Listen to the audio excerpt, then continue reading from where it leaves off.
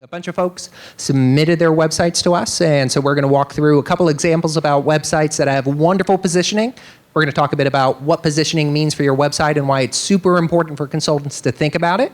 And then we're going to talk about the attendee websites that were submitted and opportunities for improvement. We really want to focus this on constructive feedback. We don't want to tell you, this sucks, this is what you're doing wrong. We want to say, this is an opportunity to improve. This is something that you could do better. This is something to think about as you go home. So we just wanted to start off with an example that we think is, pitch perfect positioning. So we look at this site up here. Can anybody guess what they do? Emergency response. Can they guess who they work with? Bingo. They work with CHIP, emergency response. If you are in a disaster, if you're in an emergency, these are the people you'd call. And the reason that this is such a great example of the website,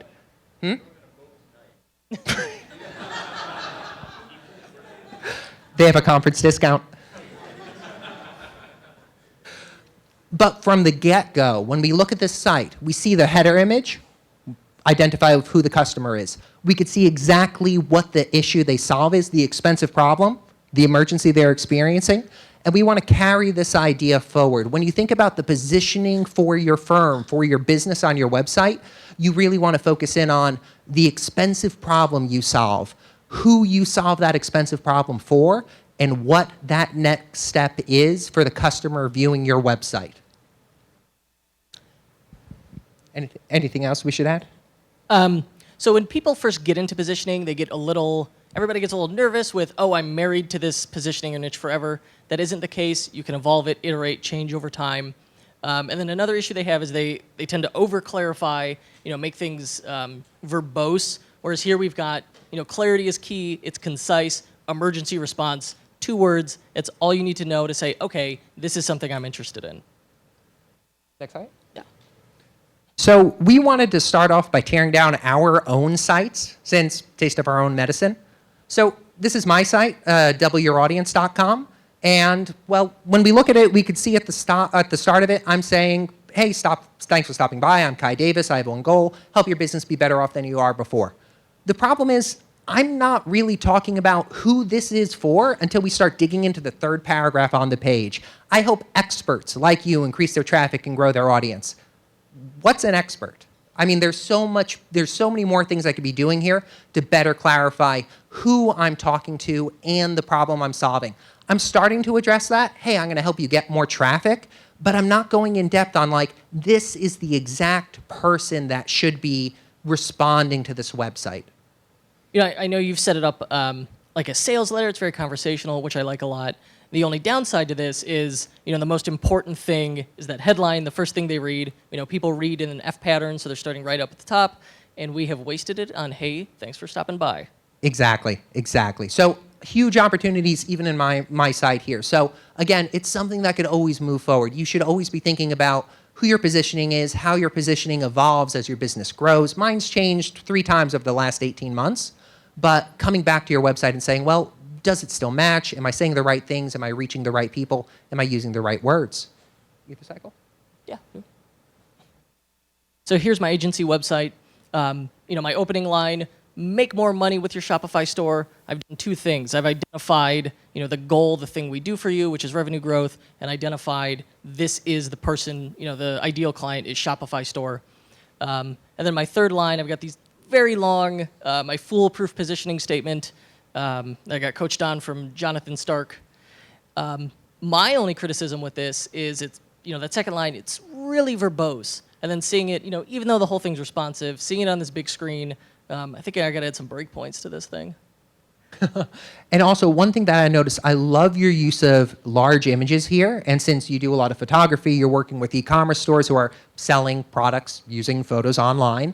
But it just dominates the screen so much. When I'm looking at this, I almost miss that initial positioning statement of make more money with your Shopify store. My eye is immediately drawn to the image. Maybe there's a way to balance those 2. Yeah, I struggled with this design, with doing the big hero image, and seeing it here with the fold. I hate the term the fold, but that's what's going on. Yeah. Perfect. I just make it narrower. Yeah.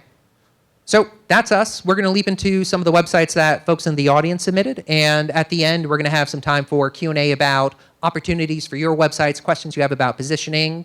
Let's move on. The first is Curran Media. So I look at this positioning statement at the top, internet marketing to build your business. I don't immediately know what that means. I could understand like what building your business does, but internet marketing applies to such a wide range of things. Is this email marketing? Is this PPC? Is this, it just strikes me as sort of a generic catch-all. Is there a kind of marketing that doesn't build businesses? Is there a type of marketing in the room that isn't on the internet? Yeah. I mean, like as concise as this is, it could even be more concise. And thinking a bit about who that ideal customer is and calling that out in the headline here. So we have internet marketing to build your business. Well, if the ideal customer is, let's say, restaurant owners, internet marketing to build your restaurant, to build business for your restaurant website, suddenly when that restaurant owner shows up on the website, they're like, that's me. I want to build my business. I want to make more money. I'm going to take that next action. Right above the fold, we've got a lot of stuff going on, like a lot of services being offered here. Websites, social media, blogging, content marketing, web design, e-commerce, inbound marketing. What's the thing you're good at? What's the thing you're best at? When it's set up like this, I don't know what that would be. It's really effective to call out the one expensive problem you solve well. You'll hear me use that phrase a lot in this, but I think it's important to think about the expensive problem that your client is hiring you to solve, whether that's get more customers in my restaurant, whether that's build an online product, whether that's make more money for my e-commerce store, and call that out in the headline in that first copy that your customer sees. Yeah. Just because you offer something doesn't mean you have to give all of your offerings all at once first thing on the page. Down here, scrolling down a bit, we see some of our clients, the logo gallery, and then some logos from HubSpot. We're a certified inbound marketing agency. One pet peeve I always have is when a website focuses on using me language instead of you language. So our clients instead of clients like you, or we're a certified inbound marketing agency versus how our experience can help you grow. Or I'm struggling to think of how we could take that to a you phrase sentence, but I think you see what I'm getting at. Making it talk to the customer or about the customer, or framing the same logos or the same certifications in a way that provides value or anchors yourself to your ideal buyer. You could talk about results, like clients who've had great results, and then you do like a subheading like, you could get similar results, something to that effect. One thing I love here, get started with content marketing, book your personalized 2-hour strategy session. Great call to action, clear idea of what that next step is. Okay, I'm going to click this button. I'm going to learn more now.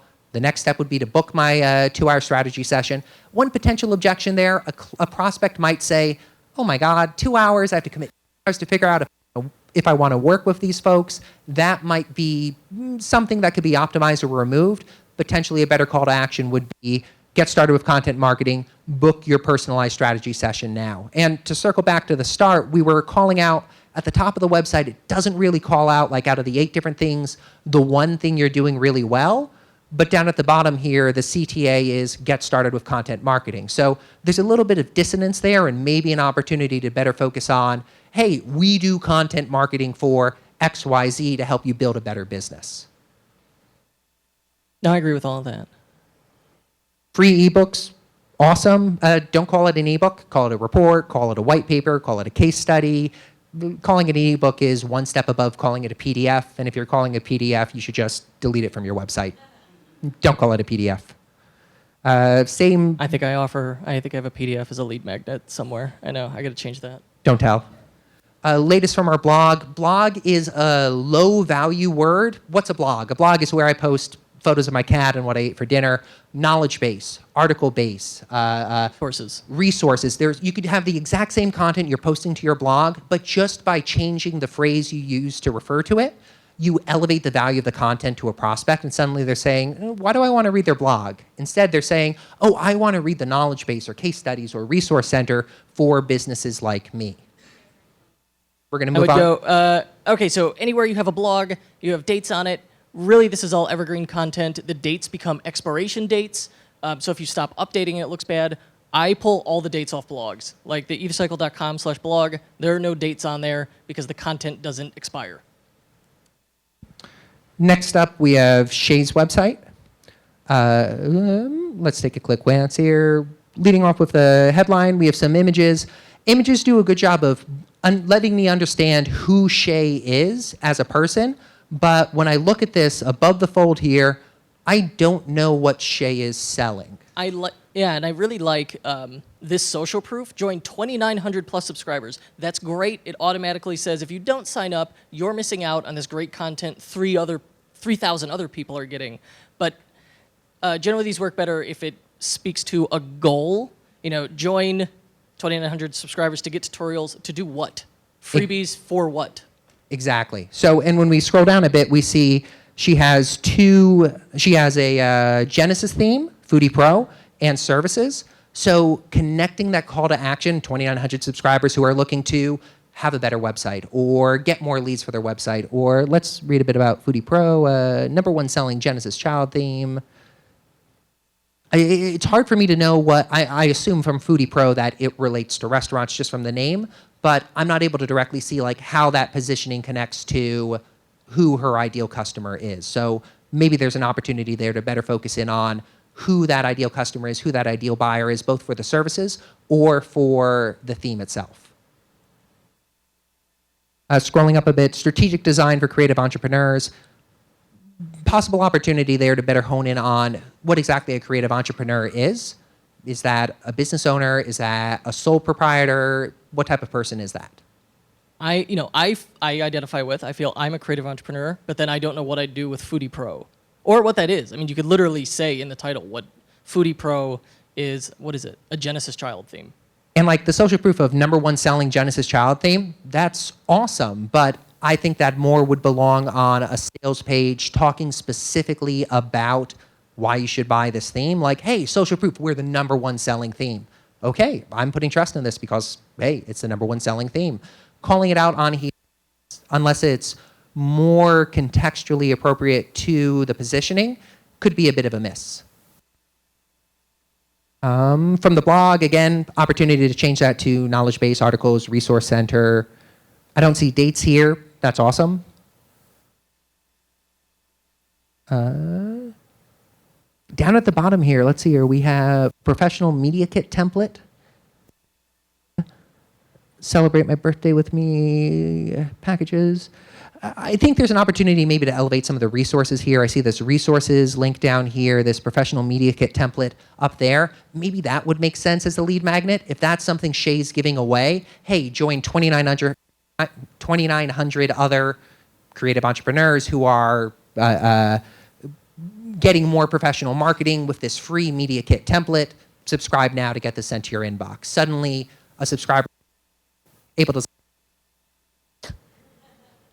able to say, hey, I identify with that. That's me. I would get value from this. I'm going to give my email for that. And now they're in the lead funnel.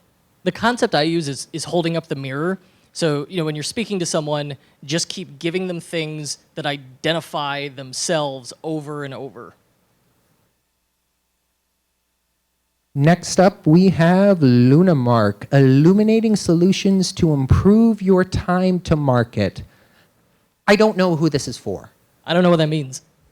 And again, we want to focus this on opportunities to improve it, but like that really strikes me as if I'm landing on this page, I don't immediately know if I'm the ideal customer for this or I'm the ideal buyer for this. Opportunity to figure out, well, this is who I want to be selling to and just pitch it there. So, the consistent theme we've seen in all of these is positioning isn't concise, isn't clear.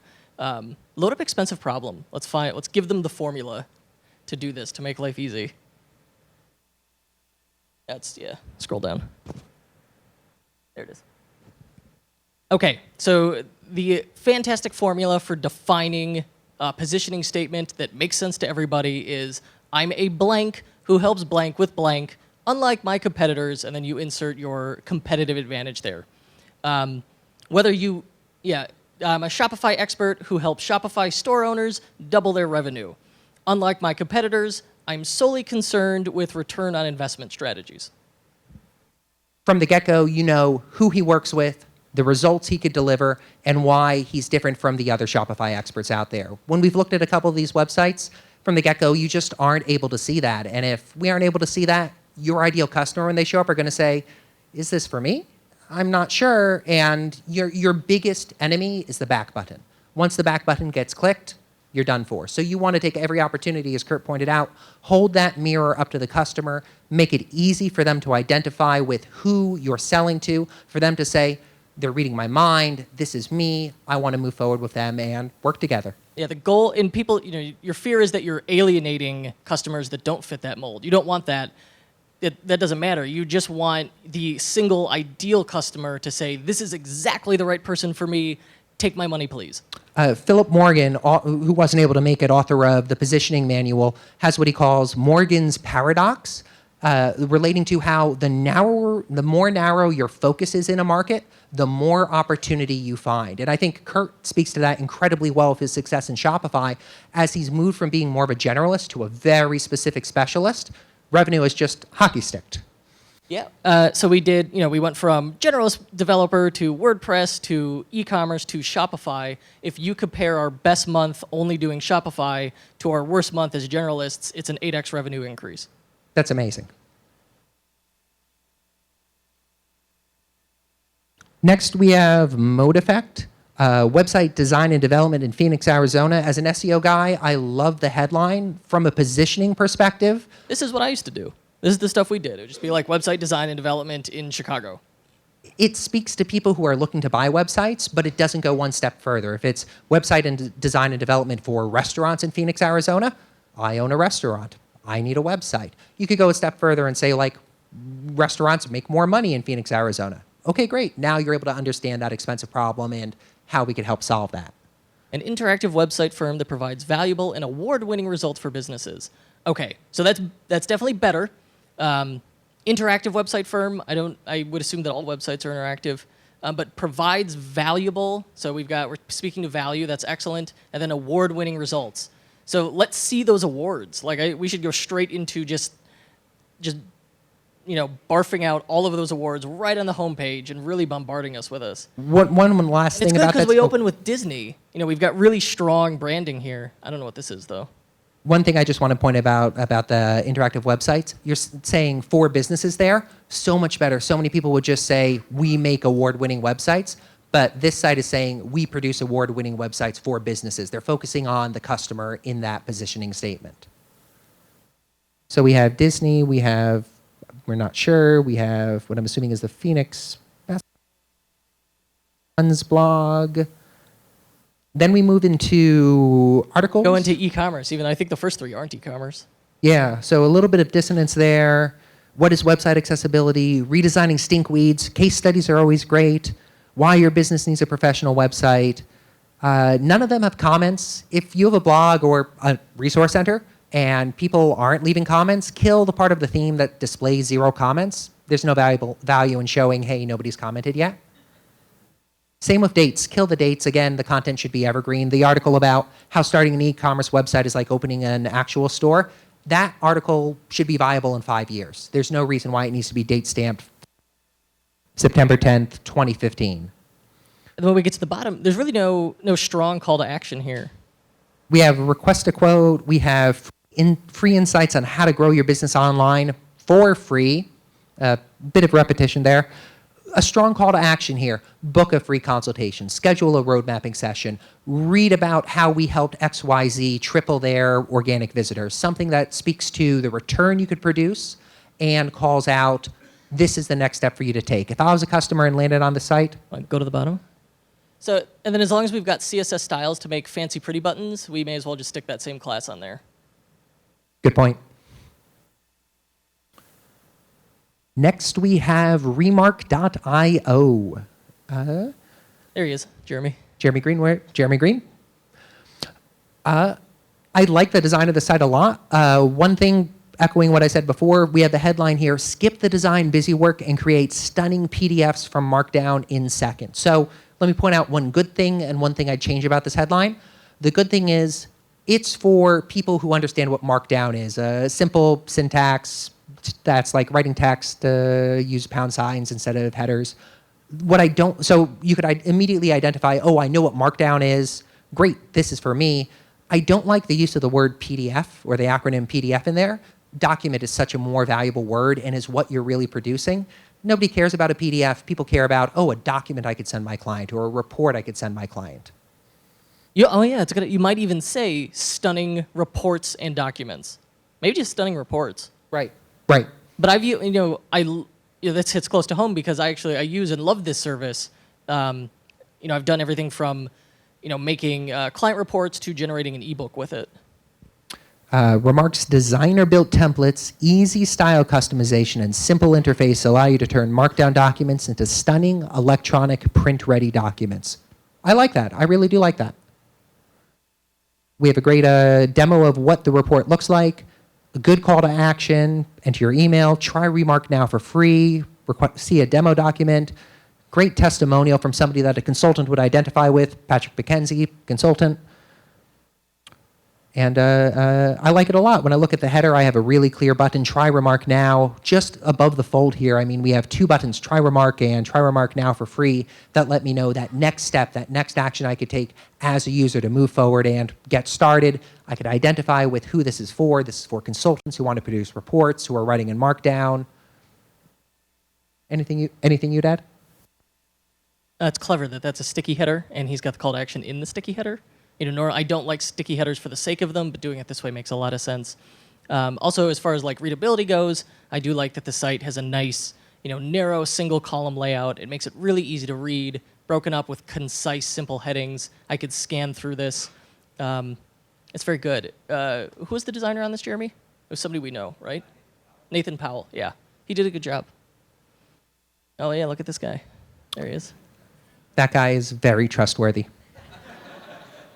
I'd buy from him. Oh, see, here, I like this. I would use this headline as my opener. Look as valuable as you are to your clients, even if you aren't a designer. That's very good. Speaks directly to any consultant in the room who isn't a designer but wants a design-worthy document to share with them. Hey, great. I could have something that looks like a designer made it, and it won't take me time to do it. Great. Pricing is good, agency, consultant, freelancer. I like these names of these plans. It lets me sort of sort myself into the right bucket. So I'm a freelancer, I'm a consultant, or I'm an agency, a larger model. It's not the standard like basic, plus, or gold plan levels. It's a bit confusing that there's the strike through. I understand the intro pricing there, so that does make sense. I like the call to action, get started now. Custom document, call to action is good. More testimonials. You cannot have enough testimonials. Testimonials sell. For any consultant in the room, a great next step you could take coming out of here is to just email your favorite client and say, in your own words, tell me about how I helped you solve the painful problem on the last project. Or call them on the phone ideally and ask that question and just let them talk to you about it. Write down what they're saying, edit it for clarity, and send it back to them and say, hey, you know what? I loved so much what you said on that phone call. I'd love to use it as a testimonial on my website. I edited it down. I'm just shooting it to you. Send me back a thumbs up if this looks okay. Then slam that baby on your website. Do that for your 3 best clients or 5 best clients, just so when a potential customer comes to your site, they see the social proof of those testimonials. Yeah, I do the same thing. When if they say something, if someone says something positive, complimentary, I just rewrite it and say, hey, took what you said, made it into a testimonial. Can I use it? Yes, no. Because the hardest part of testimonials is writing them. No one wants to take the time to write them. So if you've already crafted it and it's truthful and nice, I've never had anyone say no. Tim Dietrich, I'm probably mangling your last name. I'm so sorry. I have a few issues with the site. I think it would be much better to focus on the type of problem you're solving for your ideal customer, Tim. Right now, it's just talking about you. Maybe it's your personal site and you just want it to reflect who you are as a person. But if this is the type of site you'd send to a client or a potential prospect, it'd be much better to talk about, you start saying it here in the first paragraph, I help companies promote their solutions and build communities of users and developers. Okay, great. Ditch the I there. Talk about how companies promote your solutions and build communities of users and developers, then talk about how you help them achieve that objective. When you lead off with, I'm Tim, same thing as we called out on my site, just starting with like, hey, I'm Kai. Well, I've wasted the first 3 words already. Nobody cares about you. They care about the mirror you're holding up to them. They care about the solution you're providing for them. Take every opportunity to hold that mirror up so the prospect says, they're talking about me. I want to work together. I kind of like technology evangelist and writer. It's interesting. I mean, that alone may make me want to read more. Sort of an example Jonathan Stark gave for positioning was, if you say, I'm a lawyer, that's not interesting. If you say, I'm a dog lawyer, and then just stop talking, everyone has to be like, well, what's a dog lawyer? I think maybe you could do something with that here.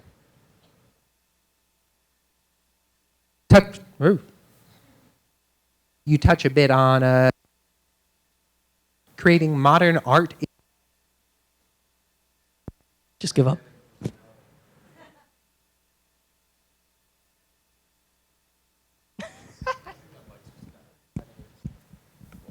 Analogy creative. Analog creative, I'm so sorry. Above the fold, I see a bunch of business cards. I don't know who it's for, what that next step is. I personally absolutely detest header images. I see that we might be on slide number 3, so let me pop back to slide number 1. That's a lot of slides. That's a lot of slides. Kill your header, kill your slider. Sliders suck. Sliders really, really, really suck. Like, there's no real business value in them. I mean, so in tests, we know anywhere you put a slider, no matter what it is, where it is, 89% of people will only see the first slide. The rest of those slides just serve to bloat load time. And like, we click through it, and I mean, it's beautiful images. Slide 3, we finally get to what analog does, but it's we focused, I focused, not you focused. So we believe brand is the authentic, problem with slider. Authentic emotional connection that customers have with a company. When we design logos, when we write copy, when we develop websites, what we really crafting our feelings. Wherever possible, if you could switch that to a you statement, talk about the outcome for the customer, the benefit for the customer, how those same attributes connect to what the client is looking to achieve, it'll be much, much better copy. And again, kill the slider and just have that as the single header. Yeah. And just assume you're writing to a sociopath. Like, I care about my feelings. I don't care about you. Talk to them. I like down here you say client notes, much better than a blog. And, that's a testimonial, actually. No, that's great. Team analog. I like it. I like showing the personality with photos of the people who are on the team. And let's chat about your project. Like, double thumbs up. That is a great call to action. It's a great call to action, and we have a contact us button. What does it do? So we could skip a step here. I mean, this is all good, but with that form, you could just take your contact form and just have it as an include right on the homepage to double up on. Just make it easier, take one step out. So it also helps, we've assumed the customer is a sociopath. Let's also assume that they are very lazy and maybe a little drunk. And then that's like, once you're there, and you're writing for that person, this crazy lazy drunk, then things start to work better. leafdesign.ca, websites built for peak performance. Define performance, because for me, performance means page load time. Right. And that's a package I sell. It's just, we will make your site load faster. So that's what I'm thinking right now. But I don't, like the parallax image back here, which is cool, is starting to suggest to me that this isn't about performance. As a web design studio, we specialize in web strategy, user interface design, website development. Again, so if performance was supposed to be page load time, we aren't hitting on that here. A little dissonance there between the headline and what's actually being sold on page. What we're capable of, again, an opportunity to talk about the results we could help you achieve. We've helped hundreds of organizations. So we've got website development, gain full control of your website. I like it. We're leading with the benefit. Integrating with content management systems like WordPress and Magento. Which of those two are you good at? It just kind of, it says like WordPress and Magento, which implies like we're familiar with those things. We're not specializing in either. And if you are specializing in one of them, headline on the website, WordPress websites built for benefit. Even if it still is peak performance, you at least are calling out, hey, if you are in the market for a WordPress or a Magento website, boom, top of the page, we're calling that out. Though I do see in the nav, we have switched out, we don't have blog news, we have articles. So good work. Here's a great counterexample. The Magento platform supports businesses with $10+ million revenues. Can yours join this club? Magento powers exceptional businesses. With proper tuning, will transform your site into a revenue-enhancing powerhouse. Start improving your site's financial performance now. I love all of this. Yeah. So I think this was actually written by Philip Morgan, author of the positioning manual. So it's a really good example of a site that talks to the customer, that has a positioning right in that top headline. It's also, it's like it's aspirational and simultaneously shaming them. It's like, what, you don't make 10 million? You've chosen the right platform. Now you just need great products. I mean, all through this, we could see they're talking to the reader. We're talking to that sociopath reading the website who only cares about themselves. Use everywhere. When it's not talking about you, it's talking about Magento, which that ideal customer is actively using. So if you're not a Magento user on the site, you're like, oh, I'm going to hit the back button, which is great. That means that crappy WordPress lead isn't going to show up in your inbox. They break down how this works. They have the price right there. It's a productized service. I mean, to get started here, we have that inline form, which is really great. Name, email, schedule now. We have an FAQ.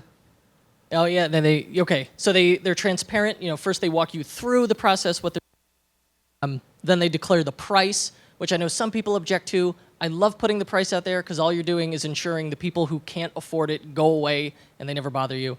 And then we've got, sounds good, I have some questions. Really, this is just a clever way of breaking objections.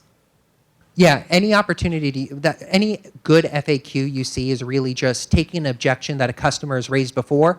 I think this is too expensive, or yeah, exactly. This sounds awesome, but is it really worth $4,320? A customer says this is too pricey. This is your opportunity to bust that objection from the get-go. Now we start talking about who the company's salary is. Again, we didn't lead with this. We led with who you, the customer, are and what the platform is. One of the advantages to this like super tight positioning, being known for this, is when I have leads that either misunderstand or need Magento help, I send them to Dylan at Celery. Will this go horribly wrong? How do I know if this isn't right for me? And then he sells as a person. No one wants to deal with brands. They want to deal with people. So he's closed it with his signature, his name. You can get a hold of him easily. So those are all good trust indicators that build confidence. If you put your phone number out there, a toll-free number that says, hey, I'm a real business and you can call me if you need to. And again, at the bottom of the page, we have that call to action again. I dislike it when I see at the bottom of the page, no next step for me to take. I've scrolled to the bottom, I've read everything, now I need to scroll up again, including that form, buy button, whatever it is, whatever that next step is at the bottom. So when somebody has read all of your content, they're able to take action, is a great next step for them, next step to make available for them to take.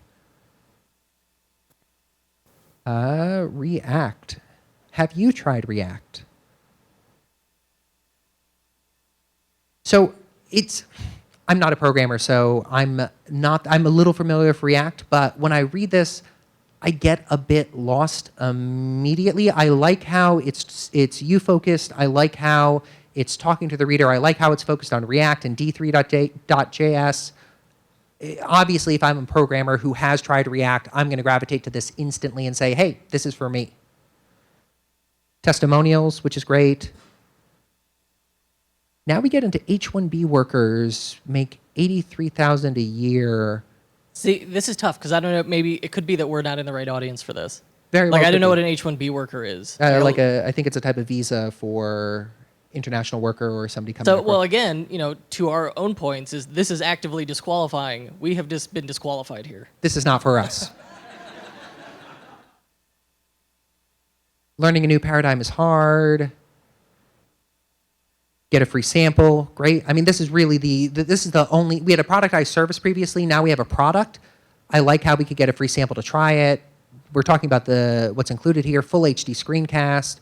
We're talking about the author, which is good. We're bearing it down here, so when people read down and start experiencing what exactly you're selling, now they're able to see who the person is, instead of leading with, hey, this is who I am, and then what I have for sale. You're leading with what you have for sale, and then talking about what your background is. We break down the packages. I really like the layout here. We lead with the most expensive. We go into the engineer package. Really great labeling. Then we go into the student. I love the name student for this. I mean, it speaks perfectly. It disqualifies people. You read that and you say, well, I'm an engineer, not a student. I'm not going to buy the $9 package. I'm going to buy the engineer package. Maybe there's an opportunity to rename the complete package something that speaks better to who that would be sold to. Like, what's the next level above engineer? Could that be the team package? Could that be, I struggle for what the vocabulary word would be, but maybe there's an opportunity there. Which package should I choose? Yeah, I think overall this whole thing is very strong. Yeah, it's very this is good. Here we call it out as a business package. Up there, it's the complete package.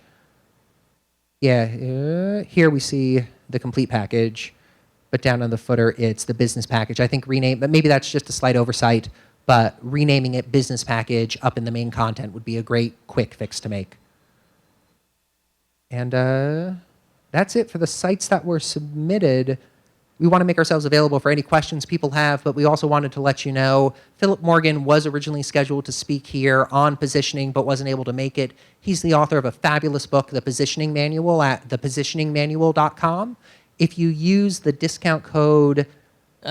he said DYFConf. DYFConf, DYFCONF. I will text him right now. We'll drop it in the Slack as well so people could have that link. You'll get 20% off the book. It's honestly the best business book I've read this year, and I've read 50 business books so far this year. It will help you solidify your positioning unlike any other book on the market. So the question is, when you're selling a personality-based product or an individual-based or an individual consultant, how do you balance building trust with selling what it is, selling the results? Or having really specific about the value? I'd say that it's best to still lead with that value proposition, still lead with that positioning statement, and then further on down the page, similar to how we saw on Celery's example with the productized service, they're talking about the value they could provide, they're talking about who that ideal customer is, and then that builds trust with the right customer. You're already disqualifying the bad leads, you're qualifying the good leads, and then once people read down and start nodding their head and saying, okay, yeah, I'm on Magento, okay, yeah, I want to join the $1 Million Club, then you start building trust by saying, hey, by the way, let's jump my example in there. Hey, by the way, I'm Kai. This is what I do. This is my background. This is why I'm qualified to help you reach the $1 Million Club. So lead with the language for the sociopath, then loop back to talk about yourself and why you're experienced. No, I agree. I mean, any of my own stuff always opens with, headline, positioning statement, but then it closes with a literal sales letter, from me. I'm just going to pull up website rescues. Yeah, website rescues is a good example. So it's balancing the two. You just need a hook to get them in, and then you start building that relationship. This is not Kurt's site. That's my site. It's beautiful. I'm typing it wrong. .com. Okay. So this is his productized service. We start off, don't redesign your Shopify store, rescue it. Immediately we're saying who this is for and what the outcome is. You don't need a redesign. This is for Shopify people. We're going to rescue your store instead of redesigning it. And so when we scroll down, we see testimonials. In the whole thing, I wrote a sales letter, and then it's broken up with testimonials that are functionally, case studies where I'm leading with the result we got them, then the testimonial. But then, so when you get to the bottom, we close it with, here's me, my face, my signature, here's how to get a hold of me, I'm available. And then we jump straight into, busting objections with that FAQ. And then the contact form. And if you fill it out, automated email. Mm-hmm. So I think this is a good example. Even though he's selling a productized service, even if you were not selling a productized service, approaching it from a sales letter format, approaching it from saying, hey, this is how I'm going to sell the solution to the customer, is a great way to approach it. A good book on this is The Brain Audit by Sean DeSouza. He breaks down how to write sales pages really effectively. Wonderful business book. You could get the Kindle edition for around $10 on Amazon. Highly recommend it, The Brain Audit. It's hard for me to hear, I'm sorry. So the different styling between mine where it's more sales letter, text, his where it's more design focused? So, well, the reason, I think, is because I'm a web designer. So it happened that way. But initially, no, it was just text, just a sales letter. And And I had a conversation with the chief platform officer at Shopify, and he was like, yours is one of the best examples, and here's some suggestions.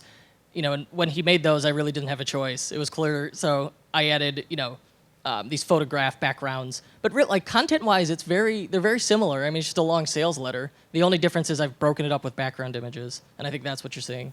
Yeah, and I'm not a designer by any means. I'm a writer. So I default to take a template, take a theme, turn it into a sales letter. Time for one last question, I think.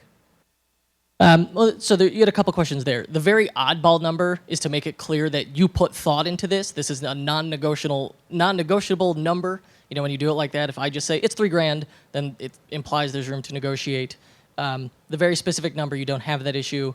I like having the price up there. It increases the chances that people will contact you, because if someone reads through this, you can have all the same people in the same category read it. One person will say, I bet this costs $1,000 and I can't wait, and that's too expensive. Another person will say it's $1,000 and that's cheap enough, I can afford it. And another will say this is $20,000.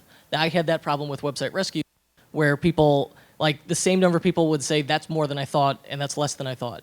So when you put that price out there, you eliminate that.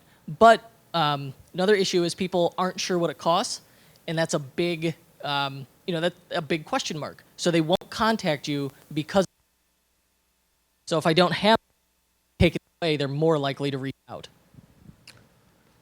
I'm personally a big fan of including prices on sales pages like that, but I follow the productized consulting methodology, which Brian Castle will talk more about, where I'm offering a fixed scope, flat rate service. So I'm very narrowly defining what exactly I'll do.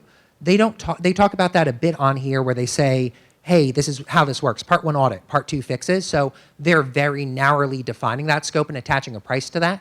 I like that approach a lot, because it lets you say to the customer, this isn't an open-ended consulting arrangement. This isn't going to be a proposal. I'm going to do these 3 things for you. It's going to be $4,320. Would you like to buy? Yes or no? I like it as a strategy, but it very much goes down the route of productized consulting, where if you aren't going down that route already, or you're selling yourself hourly or daily or weekly, there could be some mismatch with that direct pricing strategy. Quite often with my productized services, I get that question, how many hours will this take? And I say, you know what? I choose to focus on outcomes instead of inputs. So let's not have the conversation about how many hours it'll take. Let's talk about the results we're looking to achieve here. Why are we having a conversation about, say, auditing your Magento site, and switching that frame of them interrogating me about, well, how long is this going to take? Is it really worth this, to, well, what's the value to you and your business? So if I experience that pushback, I try to reframe it as, well, how could I learn more about the value that's going to provide to you? And they say, well, our developers are $200 an hour and they're spending 10 hours a week working on our site. Okay, great. So for $4,000, we could save you $100,000 a year. Does that sound like a good deal to you? Great, let's work together. People rarely ask how many hours they get for X with my offerings. I don't have that issue. But when someone calls on the phone, they'll say, what's your hourly rate? And I'll say, well, actually, we work on a fixed price, fixed scope basis. So, I'll do exactly what we've described, and how long that takes. If it's fast, that's good for me, and you get it delivered early. If it takes longer than I thought, that's my problem. You don't have to worry about it. I've taken the risk away. And then I flat out say, loathe hourly billing because it punishes efficiency. And no one can dispute that. So then they're like, oh, okay, very good. Fixed price, fixed scope sounds great.